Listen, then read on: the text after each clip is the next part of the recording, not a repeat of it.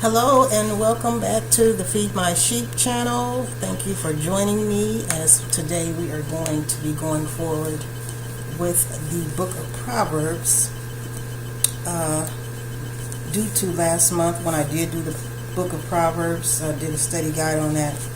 I didn't get a chance to do Proverbs 20. So that's what this video is going to be about. Proverbs 20. And then we have a subject title of this particular chapter. Is it he that loves pleasure? He that loves pleasure. No, I do apologize. It's not. That's 20. That was another. That was chapter 21. Chapter 20 is counsel in the heart of man. That's the subject title for chapter 20. Proverbs chapter 20. Okay, so let's go forward. Verse 1, wine is a mocker, strong drink is raging, and whoever is deceived thereby is not wise. The fear of a king is as a roaring of a lion, and whoso provokes him to anger sins against his own soul. It is an honor for a man to cease from strife, but every fool will be meddling. The sluggard will not plow by reason of the cold, therefore shall he beg and harvest and have nothing. Verse 5 says that counsel in the heart of man is like deep water, but a man of understanding will draw it out. Verse 6, most men will proclaim everyone his own goodness, but a faithful man, who can find him? Verse 7 says the just man walks in his integrity. His children are blessed after him. Verse 8, a king that sits in the throne of judgment scatters away all evil with his eyes. Verse 9 says that a king that sits in the throne... Wait a minute, that's verse 8. Verse 9, going back. Who can say I have made my heart clean? I am pure from my sin. Divers weights and divers measures, both of them are alike. Abomination to the Lord. Verse 11 says, even a child is known by his doings, whether his work be pure and whether it is right.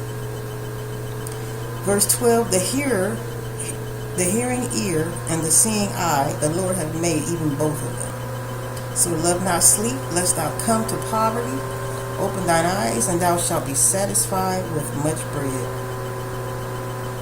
It is not, said the buyer, but when he is gone his way, then he boasteth. There is gold in a multitude of rubies, but the lips of knowledge are a precious jewel. Take his garment that is surety for a stranger, and take a pledge of him for a strange woman. Verse 17, bread of deceit is sweet to a man, but afterwards his mouth shall be filled with gravel. That's deep right there. Verse 18, every purpose is established by counsel, and the good advice make war. And with good advice make war, So he that goes about as a talebearer reveals secrets. Therefore meddle not with him that flattereth with his lips. Verse 20, and whoso curses father or mother, his lamp shall be put out in obscure darkness. Verse 21 says, an inheritance may be gotten hastily at the beginning, but the end thereof shall not be blessed. So say not thou, I will recompense evil, but wait on the Lord, and he shall save thee. And this is definitely a verse we're going to go back and elaborate on. That's verse 22. Verse 23 says that divers weights are an abomination unto the Lord, and a false balance is not good. Verse 24, man's goings are of the Lord, and how can a man then understand his own way? Verse 25, it is a snare to the man who devour that which is holy, and afterwards vows to make inquiry. Verse 26, a wise king scatters the wicked and brings the wheel over them. Verse 27 says, the spirit of man is the candle of the Lord, searching all the inward parts of the belly. Verse 28 says that mercy and truth preserve the king, and his throne is upheld by mercy. The glory of young men is their strength, and the beauty of old men is their gray hair. Verse 30 says, the blueness of a wound cleanses away evil. So do stripes the inward parts of the belly. So, counseling the heart of man is the actual subject of this chapter. But we're going to go back and elaborate on verse 22, where the Lord says, say not thou, I will recompense evil, but wait on the Lord, and he shall save thee. So I want to go over to Romans 12 and 17 for this, and just do a little elaboration on that. Because the Lord definitely tells us, vengeance is mine, I will repay. Do not recompense evil with evil, but recompense evil with good. So let's go over to Romans 12, verse 17.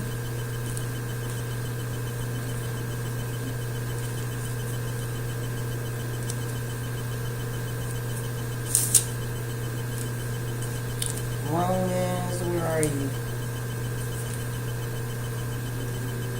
So, okay, so actually, I tell you what, Romans 12, the whole chapter is pretty good to read. So then if we start at 17, it says, verse 17, recompense to no man evil for evil. Provide things honest in the sight of all men, if it be possible, as much as lieth in you, live peacefully with all men. And he said, if it be possible.